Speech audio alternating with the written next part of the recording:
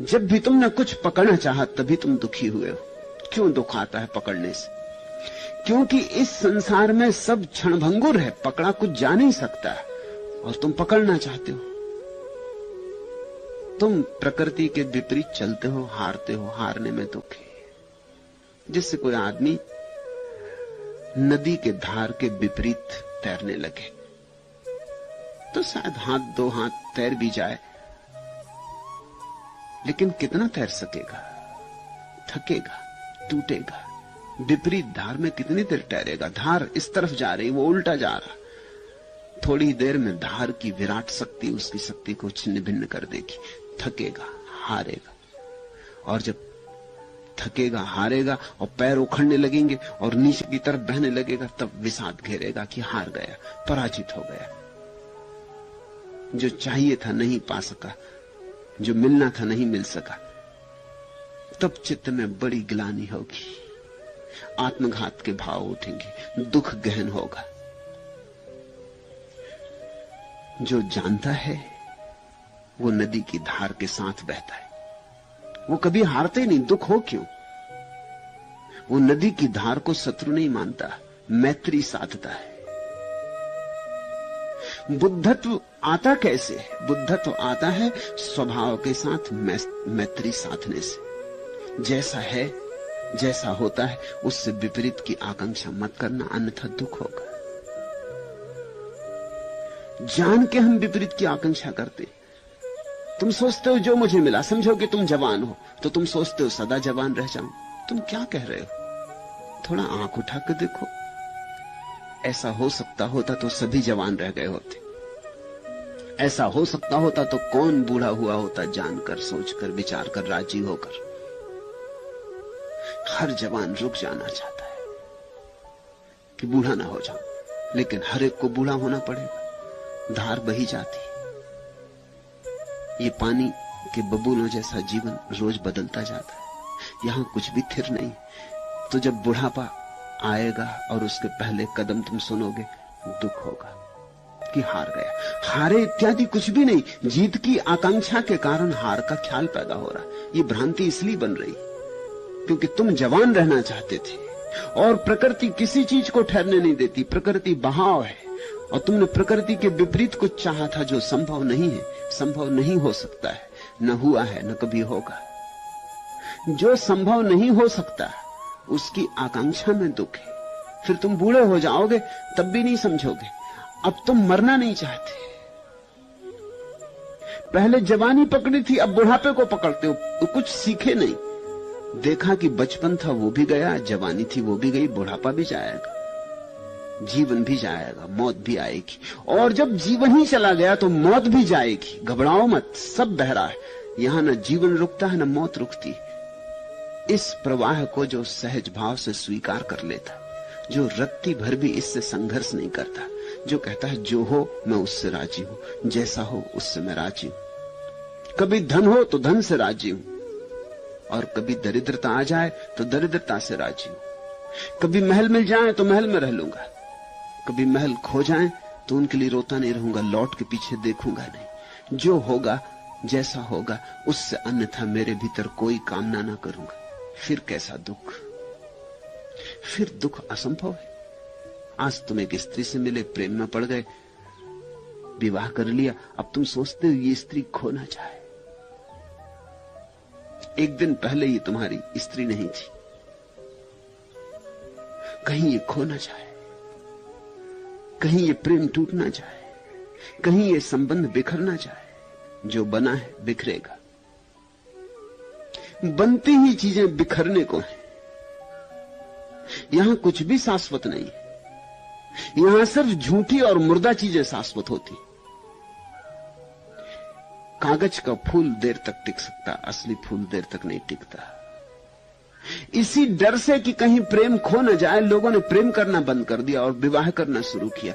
विवाह कागज का फूल है, प्लास्टिक का फूल है। प्रेम गुलाब का फूल है, सुबह खिला सांझ मुरझा जाए, कुछ पक्का नहीं। जो जीवंत है वो जीवंत ही इसीलिए है कि बह रहा है, बहने में जीवन है, जीवन में बहाव है, जो ठहरा हुआ है। एक पत्थर पड़ा है गुलाब के फूल के पास, वो सुबह भी पड़ा था, सांझ भी पड़ा होगा, कल भी पड़ा होगा, परसों भी पड़ा होगा, सदियां बीत गई और सदियों तक पड़ा रहेगा। और ये गुलाब का फूल सुबह खिला और सांझ मुरझा गया। ये सोच के कि गुलाब का फूल मुरझा जाएगा, तुमने पत्थर की पूजा करनी शुरू कर दी। आदमी खूब अद्भुत है, पत्थर की मूर्तियों पर फूलों को चढ़ाता है। फूलों की मूर्तियों पर पत्थर को चढ़ाओ तो समझ में आता है, लेकिन पत्थर की मूर्ति में स्थिरता मालूम होती, स्थिरता मालूम होती।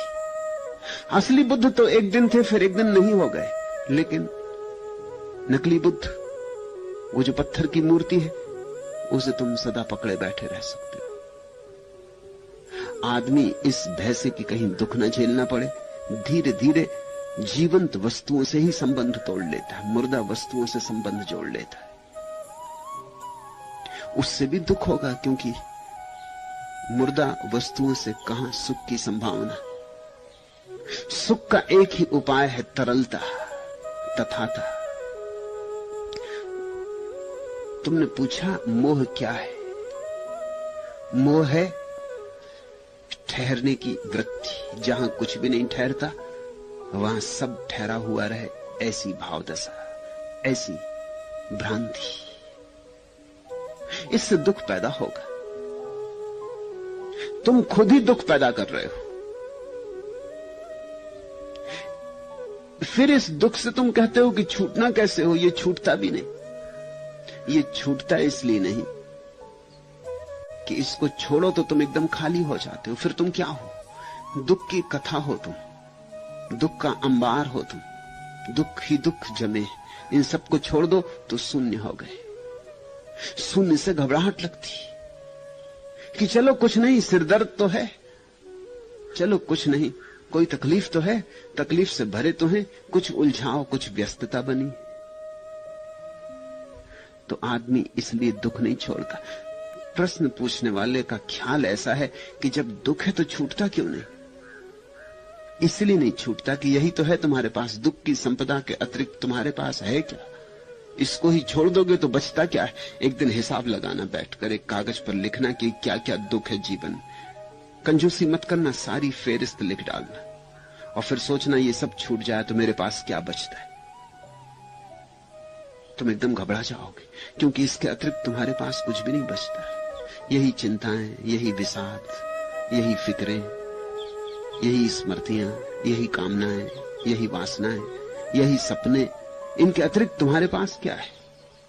यही आपाधापी, यही रोज का संघर्ष, इसके अतिरिक्त तुम्हारे पास क्या है? तुम्हें पता है छुट्टी का दिन लोगों का मुश्किल से कटता है, काटे नहीं कटता। तरकीबें खोजनी पड़ती नई दुख की कि चलो पिकनिक को चलें, कोई नया दुख उठाएं। काटे नहीं कटता, खाली बैठ नहीं सकते, क्योंकि खाली बैठे तो खाली मालूम होते। दफ्तर की याद आती, बड़ा मजा है दफ्तर में। 6 दिन सोचते हैं कब छुट्टी हो, और जिस दिन छुट्टी होती उस दिन सोचते हैं कि कब सोमवार आ जाए और दफ्तर खुल जाए, फिर चले। रविवार के दिन पश्चिम के मुल्कों में सर्वाधिक दुर्घटनाएं होती, क्योंकि रविवार के दिन सारे लोग खुले छूट गए, जैसे सब जंगली जानवर खुले छोड़ दिए। अब उनको कुछ सूझ नहीं रहा कि करना क्या है। सबके पास कारें हैं, अपनी अपनी लेके निकल पड़े। तुमने चित्र देखे पश्चिम के समुद्र तटों के?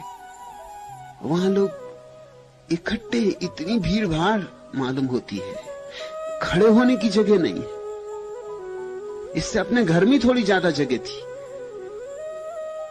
चले मीलों तक कारें एक दूसरे से लगी चल रही। 4-6 घंटे कार ड्राइव करके पहुंचे, फिर 4-6 घंटे कार ड्राइव करके लौटे, और वहां वही भीड़ थी। जिस भीड़ से बचने निकले थे वो सारे लोग वहीं पहुंच गए थे, कि सभी को जाना है, भीड़ से बचना है। सारी भीड़ वहीं पहुंच गई। घर में भी इससे ज्यादा आराम था। अगर घर ही रुक गए होते तो आज शांति होती, क्योंकि सारा गांव तो गया था। लेकिन घर कौन रुके? खालीपन, घबराहट होती, बेचैनी होती, कुछ करने को चाहिए। तुमने कभी खाली एक दिन गुजारा? एक दिन सुबह 6 बजे से शाम 6 बजे तक कुछ ना किया हो,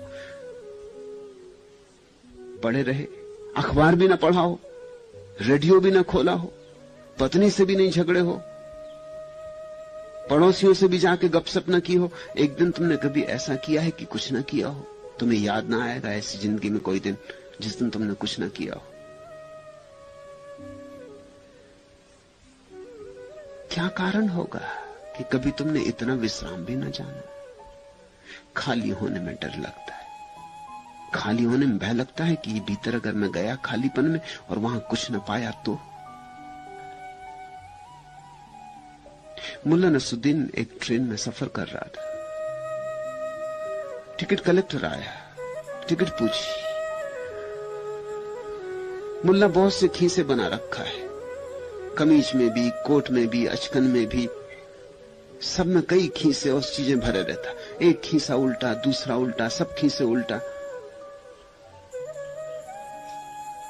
मगर एक कोट के खीसे को नहीं छू रहा है। सब में देख लिया, टिकट नहीं मिल रही। आकर उस टिकट कलेक्टर ने कहा कि महानुभाव, आप इस खीसे को नहीं देख रहे कोट के? उसने कहा उसको नहीं देख सकता, अगर उसमें न मिली तो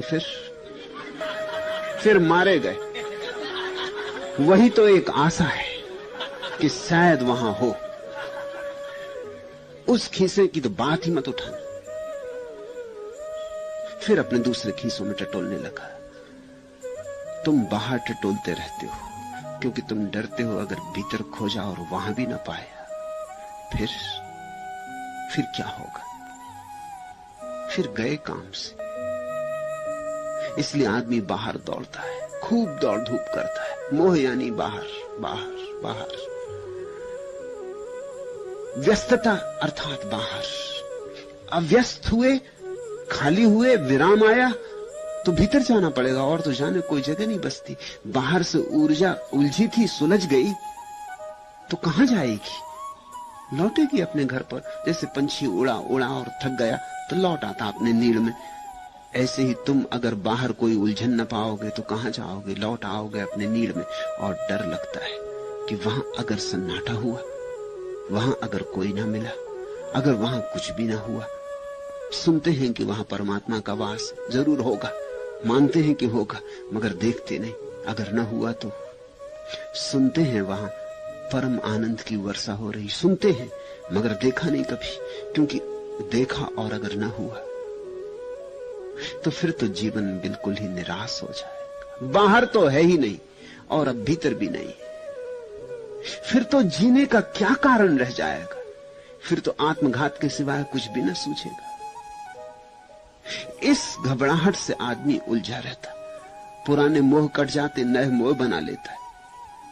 पुरानी झंझटें छूट जाती, नई झंझटें बना लेता है। पुरानी खत्म ही नहीं हो पाती, उसके पहले ही नए के बीज बो देता कि कहीं ऐसा ना हो कि कुछ ऐसी घड़ी आ जाए कि खाली छूट जाऊं, पुरानी झंझट खत्म नहीं है, नहीं, अब क्या करूं? और आश्चर्य तुम्हें होगा ये जानकर कि जो इस भीतर की शून्यता को जानता है वही सुख को जानता है, और तो सब दुख ही दुख है। जो इस शून्य होने को राजी है वही पूर्ण हो पाता है, और तो सब खाली के खाली रह जाते। ये तुम्हें बड़ा उल्टा लगेगा। जो खाली होने को राजी है वो भर जाता है, और जो खाली होने को राजी नहीं है वो सदा के लिए खाली रह जाता है। जीसस ने कहा, धन है वे जो खोएंगे, क्योंकि जिन्होंने खोया उन्होंने पाया, और जिन्होंने बचाया उन्होंने सब गंवाया। इसलिए तुम दुख नहीं छोड़ते। कुछ तो है मुट्ठी में, दुखी सही, मुट्ठी तो बंधी है, भ्रांति तो बनी है। बुद्ध का सारा संदेश यही है, सारे बुद्धों का संदेश यही है कि खोलो मुट्ठी। बंधी मुट्ठी खाली है। संसारी तो उल्टी बात कहते हैं, वो कहते हैं बंधी मुट्ठी लाख की, खुली की खाक की। बुद्ध कहते हैं खोलो मुट्ठी, बंधी मुट्ठी खाक की, खोली तो लाख की। खोलो मुट्ठी, सब खोल डालो और एक बार आर पार झांक लो। कुछ बंद मत रखो, कोई जेब डर के कारण छोड़ो मत। सब ही देख लो, चुकता देख लो, पूरा देख लो। उसी देखने में, उसी देखते देखते तुम्हारा जीवन रूपांतरित हो जाता है। जिसने अपने भीतर के शून्य का साक्षात्कार कर लिया, उसने पूर्ण का साक्षात्कार कर लिया। क्योंकि शून्य और पूर्ण एक ही सिक्के के दो पहलू। जो एक तरफ से शून्य मालूम होता है, वही दूसरी तरफ से पूर्ण है। शून्य मालूम होता है क्योंकि तुम संसार को पकड़े हो, तुम एक तरह का ही भराव जानते हो, सांसारिक भराव। वो वहां नहीं है, इसलिए तुम्हें भ्रांति होती है कि भीतर शून्य है। जब तुमने सांसारिक भराव छोड़ दिया और तुमने भीतर झांका, तब तुम्हें दूसरी बात पता चलेगी कि ये शून्य नहीं है, ये मेरी सांसारिक पकड़ के कारण शून्य मालूम होता था। यहां संसार नहीं है इसलिए शून्य मालूम होता था, यहां परमात्मा है। मैं एक बहुत बड़े अमीर के घर में मेहमान हुआ। अमीर थे और जैसे अक्सर अमीर होते हैं, कोई सौंदर्य बोध नहीं था। जो नया दुनिया में मिलता है, सारी दुनिया में यात्रा करते रहते थे, सब खरीद लाए थे। जहां जो मिले वो ले आते थे। उनका घर एक कबाड़ खाना था। जिस कमरे में मुझे ठहराया उसमें संभल के चलना पड़ता था, इतनी चीजें उसमें भर रखी थी, सब कुछ था उसमें।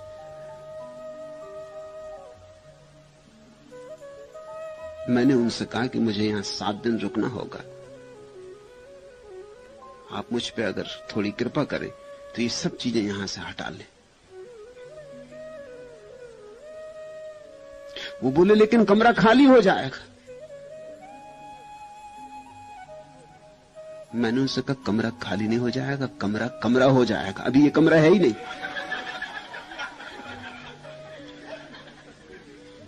अभी यहां से चलना भी पड़ता तो संभल के निकलना पड़ता। ये कोई कमरा है? इसमें स्थान ही नहीं है, इसमें रहने की जगह नहीं है, इसमें अवकाश नहीं। कमरे का तो मतलब होता है जहां अवकाश हो, जहां रहने की जगह हो, जहां रहा जा सके। कमरे का मतलब होता है जहां रहा जा सके। यहां तो रह ही नहीं सकता कोई। यहां रिक्तता तो बिल्कुल नहीं है, और रिक्तता के बिना कैसे रहोगे? रिक्तता में ही रहा जाता है। इसलिए तो सारा अस्तित्व आकाश में रहता है, क्योंकि आकाश यानी शून्य, आकाश यानी अवकाश, जगह देता है। पृथ्वी हो, चांद हो, तारा हो, सूरज हो, लोग हो, वृक्ष हो, सबको जगह देता है।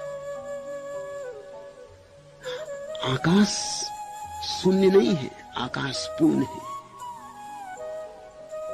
लेकिन उसकी पूर्णता और ढंग की। खैर, मैं उनका मेहमान था, राजी तो वो बहुत नहीं थे, लेकिन अब मुझे वहां 7 दिन रहना था। मैं भी राजी नहीं था उस कबाड़ खाने में रहने को, तो उन्हें मजबूरी में सब निकालना पड़ा। बड़े बेमन से उन्होंने निकाल निकाल के पूछते थे अब इतना रहने दें, इसको भी ले जाओ।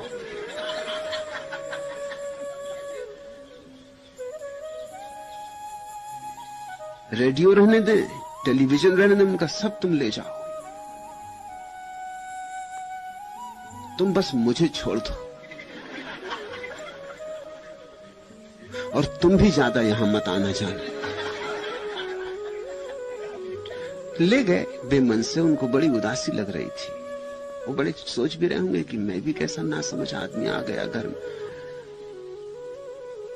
उन्होंने शायद मेरे आने की वजह से और चीजें वहां रख दी होंगी। उन्होंने तैयारी की थी।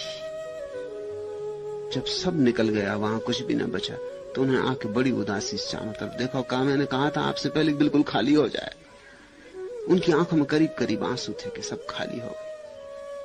मैंने उनसे कहा कि आप फिक्र न करें, मुझे खाली में रहने का आनंद है, मुझे खाली में रहने का रस है। अब ये जगह बनी, अब ये कमरा भरा पूरा है, कमरेपन से, स्थान से भरा है, आकाश से भरा है। मगर ये और ढंग का भराव है। फर्नीचर से भरना एक भरना है, आकाश से भरना दूसरा भरना है। ठीक ऐसा ही तुम्हारे भीतर भी घटता है। कूड़ा करकट से भरे हो अपने को, छोड़ते भी नहीं क्योंकि खाली ना हो जाओ। छोड़ोगे तभी तुम पहचानोगे कि तुम्हारे खाली करते करते ही जो उतर आता है आकाश तुम्हारे भीतर, वही तुम्हारी वास्तविकता है। उसे निर्वाण कहो, परमात्मा कहो, जो नाम देना हो वह नाम दो।